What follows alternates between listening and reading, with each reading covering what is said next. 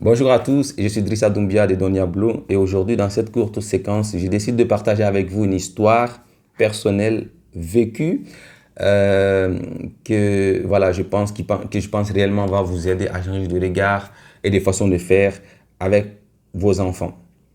Alors, c'est un parent, un père pour être plus précis, qui était passé nous voir pour qu'on puisse trouver pour lui un très bon professeur qui pourrait aider son enfant à améliorer ses résultats scolaires.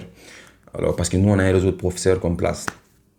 Évidemment, quand on reçoit une mission comme ça, on décide d'en savoir davantage. Quel est le problème, la classe de l'enfant et tout ça. Et le discours du parent nous avait laissé, voilà, vraiment choqués, parce qu'on s'est rendu compte que c'était désespéré. L'enfant faisait la cinquième année et fréquentait une très bonne école d'après le papa, parce que chèrement payé. Mais ça, on va faire une autre vidéo dessus pour expliquer qu'est-ce que c'est qu'une bonne école. Pour le moment, on passe.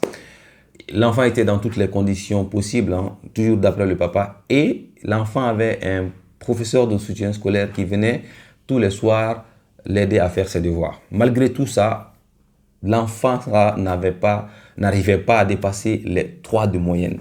3 de moyenne. Malgré tout cet effort, c'était crazy. On se disait que c'était pas croyable. Alors, on a décidé de prendre ce challenge parce que pour nous, c'était un challenge.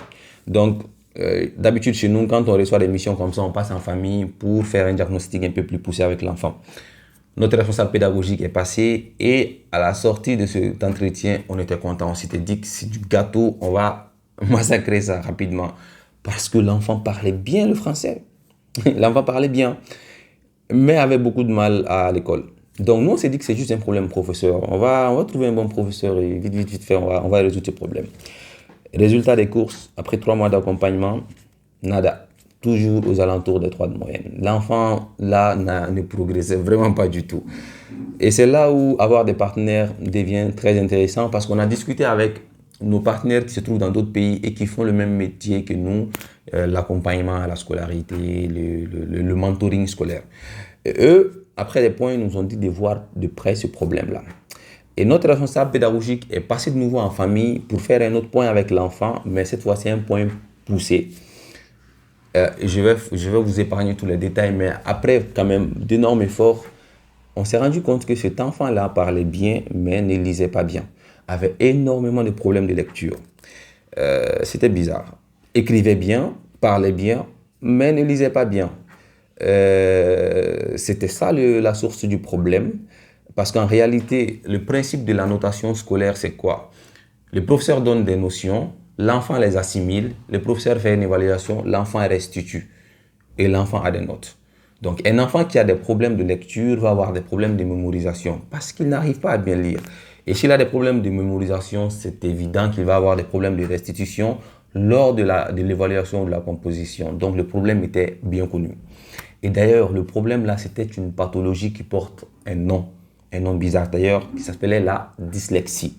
Et on s'est rendu compte qu'il y avait même d'autres pathologies comme ça qui portaient les mêmes noms bizarres, dyspraxie, dyslexie, dysorthographie et bien d'autres dys comme ça.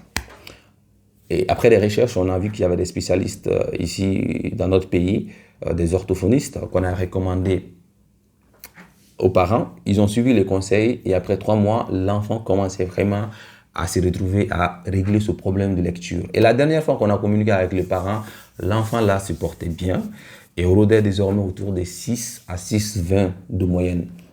Vous allez me dire que c'est pas waouh, mais c'est énorme quand on regarde le contexte. Un enfant qui était avec 3 de moyenne qui se retrouve maintenant avec 6 de moyenne, c'est tout simplement énorme. Tout ça pour dire quoi au final? Chers parents, tous les problèmes de vos enfants ne sont pas des problèmes technico-méthodologiques. Ok, c'est pas forcément des manques d'intelligence, c'est pas forcément.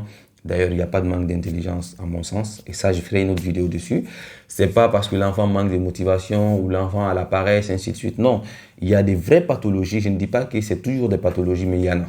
Donc, si vous avez des cas où, comme certains parents viennent nous dire, ah, moi, tous mes enfants sont intelligents, ils sont bien, sauf tel, s'il vous plaît, consultez un spécialiste. De préférence, consultez un mentor ou un coach scolaire qui, lui, va avoir une vue globale sur l'ensemble des choses. Est-ce que c'est un problème de confiance en soi, de méthodologie? Est-ce que c'est un problème technique? Est-ce que c'est un problème de compréhension, un problème de concentration ou d'autres problèmes? Et si ce sont ces problèmes, il peut les résoudre. Mais si c'est des pathologies, comme on vient de les voir, il va pouvoir vous orienter vers un spécialiste. Parce que les coachs ou les mentors ne sont pas des spécialistes médicaux. Quand c'est des pathologies, il faut vraiment carrément avoir un spécialiste. Alors, je ne dis pas là aux parents d'aller toujours voir un orthophoniste. Non, tous les problèmes ne sont pas forcément des problèmes liés à la dyslexie ou à la dyspraxie. C'est pourquoi je vous dis de voir un coach. Lui, il a une vision d'ensemble. Il va pouvoir vous guider. Soit lui-même, il va résoudre le problème ou vous guider vers un spécialiste du métier. Donc, ne croyez pas que l'école ou les professeurs de soutien scolaire vont pouvoir tout résoudre. Non, ils ne pourront pas tout résoudre parce que de un, ce n'est pas leur métier de détecter des pathologies et de deux, ils n'ont pas ces compétences-là. Chacun son métier. Et résoudre des problèmes de pathologie, c'est un métier. C'est un métier voilà, carrément médical, quoi. Il faut aller voir un spécialiste. Donc, j'espère que cette fois, avec cette vidéo, j'espère que ça vous aura aidé, que vous n'allez pas toujours voir le problème sous un angle purement technique ou sous un angle purement de bêtise ou de manque d'intelligence de l'enfant. J'espère que la vidéo vous aura aidé. Si c'est le cas, n'oubliez pas de vous abonner à cette chaîne, de vous abonner aussi à la communauté des parents préfets sur Telegram, de lâcher un pouce bleu et de commenter. Ça nous fait toujours plaisir de voir des commentaires. Et surtout d'inviter d'autres parents à rejoindre la communauté et à s'abonner. Partagez si vous voulez, si le cœur vous en dit. Quant à moi, je vous dis à bientôt pour de nouvelles vidéos sur de nouvelles thématiques. Et on se dit à bientôt.